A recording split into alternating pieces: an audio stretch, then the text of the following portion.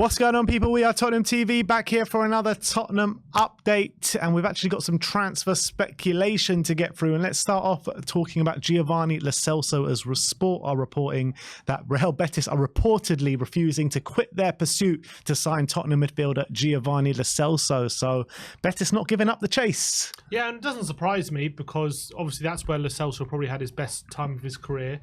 Lo Celso still, I mean, look, he's been injured, so it's hard to judge about talks of game time and stuff like that. Obviously, he played against Fulham in the Cup and then got taken off injured at half time. So I don't think any reports of him being disgruntled with the lack of game time can be that accurate when he's been injured. So I can't see that being the case. But I still think we're open to a good offer for him. I think, and if he wants to go to Betis, that's something that could happen. But look, now between now and January is a very long time away. So I don't think you can make any judgment. Who knows? Maddison might get injured tomorrow, and all of a sudden Lo Celso's in the team, and maybe he won't look back. So you never know what's going to happen. Yeah, but essentially, like, he is second fiddle to Maddison, and if Maddison doesn't get injured from now until January, he's going to see little to just just sub appearances here and there.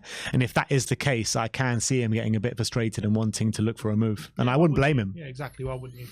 Let's talk about Jadon Sancho, as a United publication are claiming that Jadon Sancho is available for transfer as it stands, as he is likely to leave in January on loan, on a loan to buy deal. Tottenham, Newcastle and Borussia Dortmund all interested in Jadon. In the summer, we had this conversation. Would you take Jadon Sancho? Would you not? We didn't know whether to put him in must sign or stay away.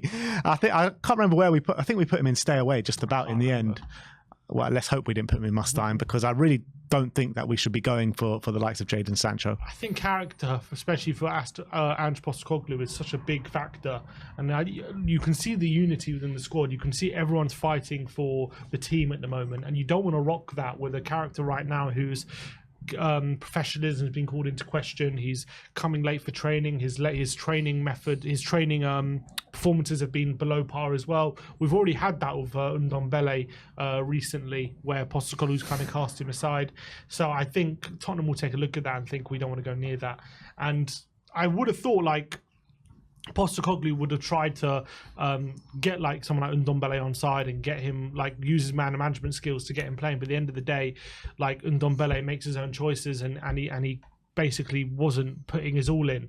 And I think maybe Postecoglou would have seen that and thinking, I don't want to go through the same thing with Sancho. I need players with good character, and at the moment that's not what Sancho is showing. So I don't think it's a risk that needs taking. Yeah, and it's such a shame, isn't it? Because this player's got bundles of talent. We saw it at Dortmund on a consistent basis, scoring plenty and plenty of goals. Big money move to Manchester United, and it's basically, it couldn't have gone worse for them pretty much, and couldn't go worse for him. Pepe's been a better signing for Arsenal than Sancho's been for United. Is that right? Statistically, that's nuts. That is literally, wow. That actually, like, it puts it into so much context. Like, Pepe. Yeah. Oh He's my just been God. released, Yeah. Like, because he was that bad. Ridiculous. Yeah. But Jadon Sancho, it does look like his days at Manchester United are numbers now. But having said that, if Ten Hag does end up getting sacked or walking or whatever it may be, could give him another lease of life there. Yeah, you never know. You can never, when you've got that much quality, you can never really rule out him coming back into the fold in terms of, like, a new manager or whatever, because he's just got so much ability. You just need to get his mind right and get him working for the team, and maybe you've got a real player there. But apparently these issues are also there at Dortmund as well, as you were saying. I've read quotes about people at Dortmund questioning his professionalism as well. So it seems that it's been something that's been following his career. So, and I saw on social media, within like 48 hours of that big bust up with Ten Hag, he was out in a club in New York. So yeah. Oh, there you go. So it doesn't really bode well for him. But anyway, let's talk about Ivan Toney. And the Mirror reporting that Arsenal, Chelsea and Tottenham are likely to be in the mix for Brentford striker Ivan Toney in the January transfer window. The Bees are said to be demanding at least £60 million for the England international, who will be in the final 18 months of his contract when the winter window opens. And there's also some quotes from Thomas Frank on the situation as well. And he says, I think every club in the world are a selling club except for the 5 or 6 clubs. Frank said, we are a selling selling club if the right price is there. He scored 20 goals in the Premier League last year.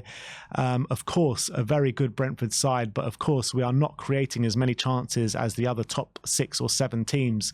So imagine him in a top team. He'd easily score between 20 and 25 goals for me. I think he's composed. He's a good finisher, top mentality. So I understand why clubs are looking at him. So he seems to be planning for life without Ivan Toney.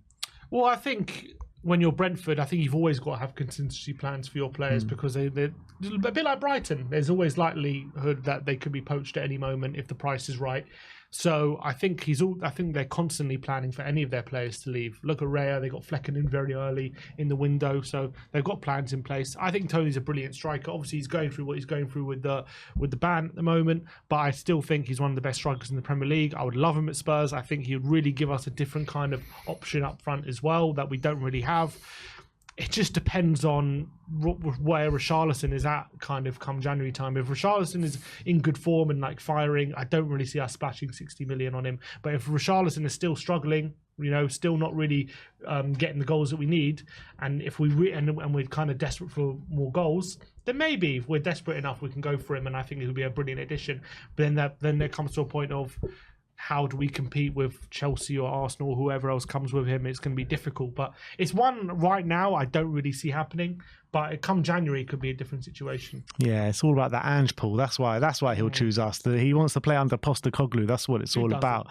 But look, yeah, I completely agree with you, to be honest. I think if Arsenal do come in, I think he slots straight into that team. I think he goes above Jesus probably in the pecking order, to be honest. I think he's the exact striker that Arsenal probably need, to be honest. And with us, like you say, with the number of players that we have, especially with Richarlison that we spent 60 million on last summer, it will make it a very hard transfer for us to do, but we'll see what happens. To be fair, from the Arsenal point of view, I looked in the summer, I see them with Jesus and Nketiah. I'm thinking, are they really going to splash 60 million on someone like Toney with those two strikers there? But Arteta has shown a bit of a ruthless streak with Raya, hasn't he? He signed him and all of a sudden he's in the team. So maybe he's showing that kind of ruthless streak at the moment. And on that point of view, maybe Toney could be one that he goes for. Yeah, absolutely.